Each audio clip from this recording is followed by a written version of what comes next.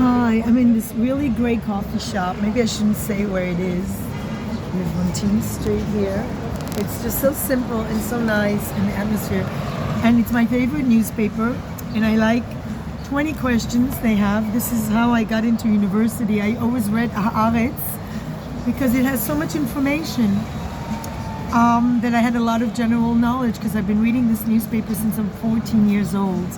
So today's question I want to talk about is, which fictional character did Mark Chapman, the murderer of John Lennon, admire? And I knew the answer, and I want to talk about it. Do you know the answer? I'll tell you what the answer is. The answer is... the answer might surprise you if you don't know. I kind of knew, so I wasn't surprised.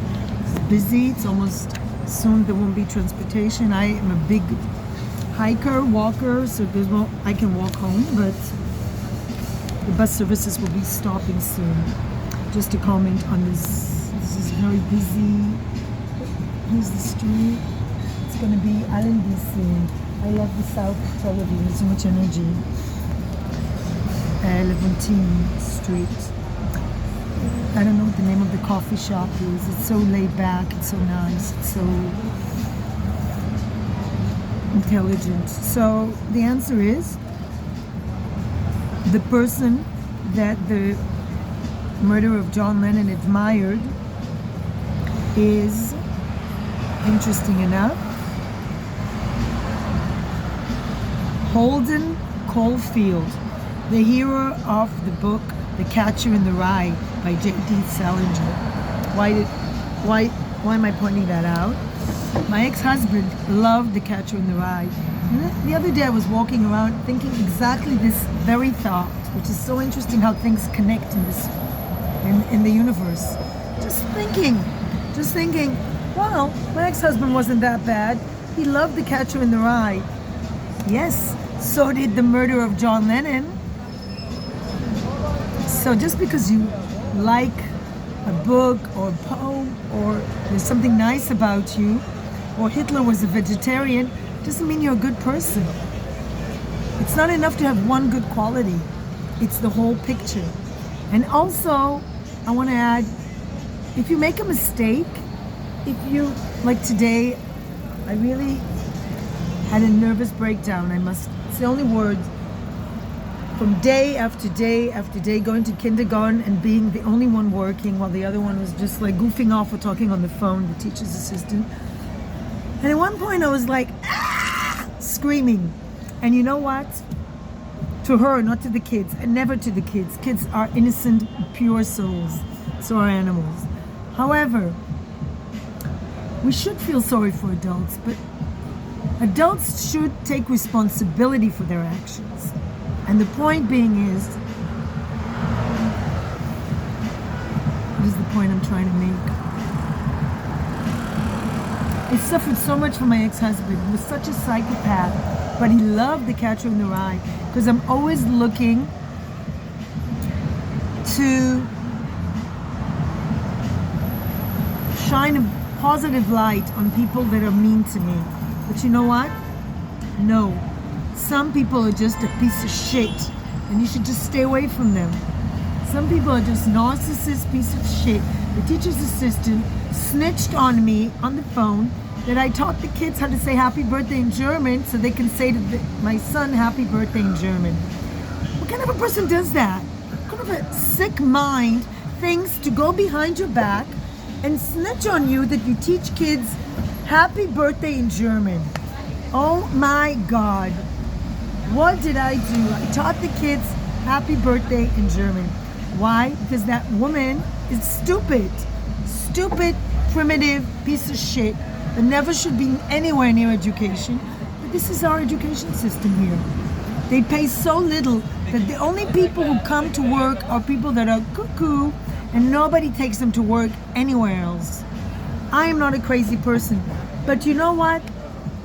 There's a saying, before you go to therapy, ask yourself, in fact, if you're not surrounded by assholes. I have to quit. I have to find a way to work with kids, not in the education system with teachers' assistants that don't do anything. I am so educated, so knowledgeable. I have so much to give and I love giving. I do so much with kids. I did yoga, butterflies, art. And this woman is just zero. She does nothing. She doesn't broom. She doesn't clean properly. And then she has the time to go on the phone because she doesn't do anything.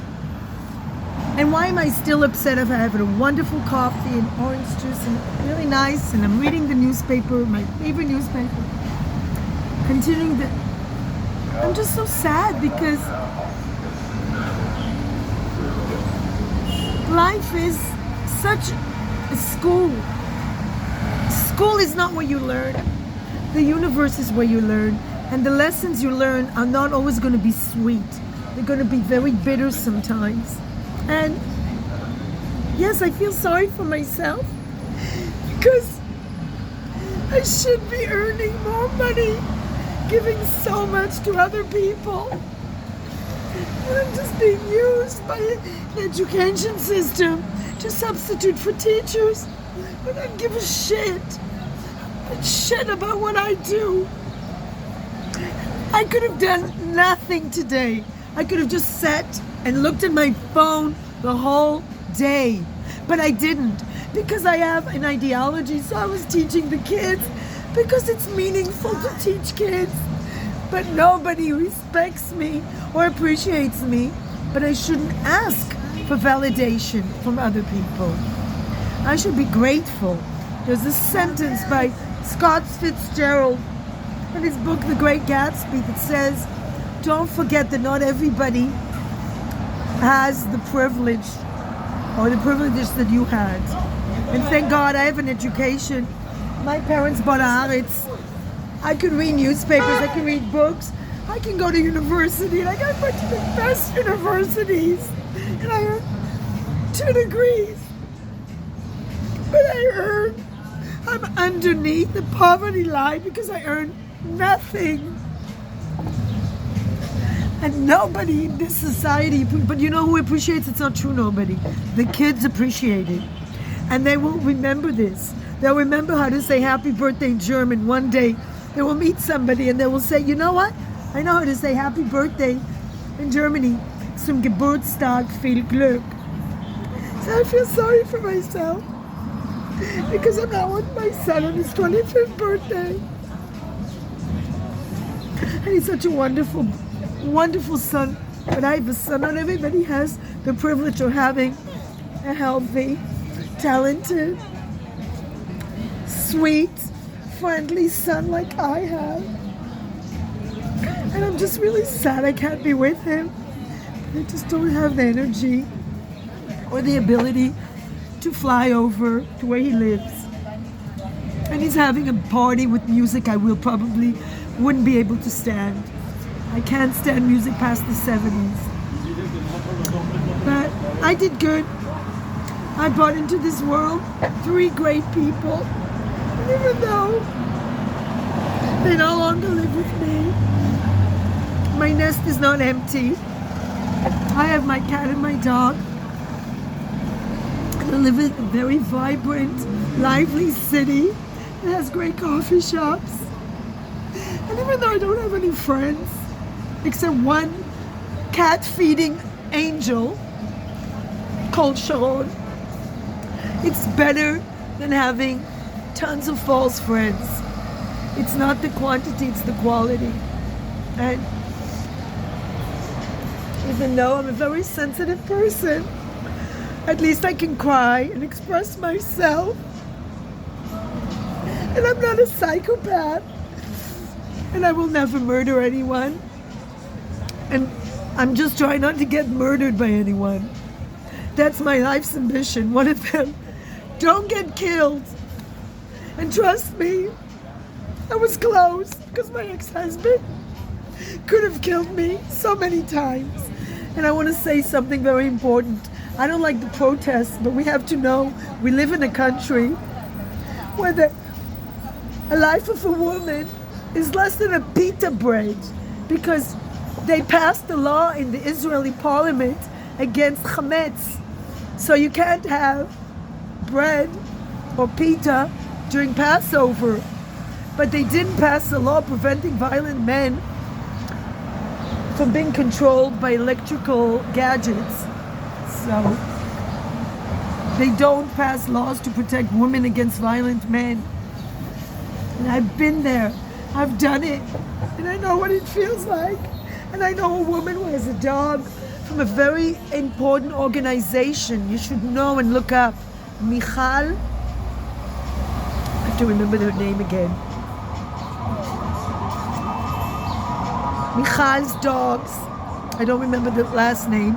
It's an organization that gives women Malinois, Belgian Shepherd dogs that are trained to attack men that are violent. And this woman is under threat. She and her beautiful young son, 5-year-old son, are under threat of a violent man. And she has a dog who's trained to attack him. Her name is Sela. Michal Sena was murdered by her husband. And her sister set up this foundation. And you should donate to this foundation, because this is the point of light in this dark society we live in, where the life of a woman is less than a pita bread.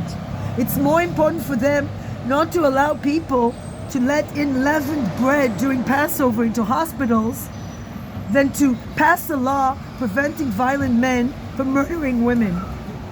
And this is what really kills me inside, that the society is so uncaring about women, and that women treat each other so badly, except my dear friend Sharon and some other women, rare women I met.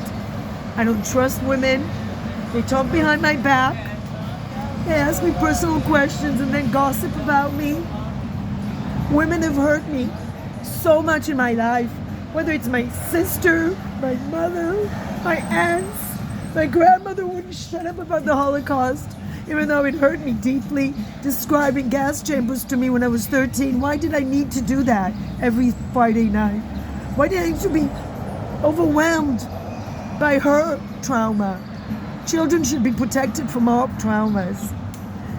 I understand though, like today, I started to cry because sometimes we can't control our post-trauma, and that's okay too. The worst thing is being judged by other people. Nobody has a right to judge you. Nobody has a right to judge you, criticize you. We don't need rewards, we don't need punishments. Human beings shouldn't judge each other. And they have no right to tell a person that they're not okay. When I gave my heart and soul to those kids for 3 days, and I fell in love with them. It was so sweet. They did yoga with me.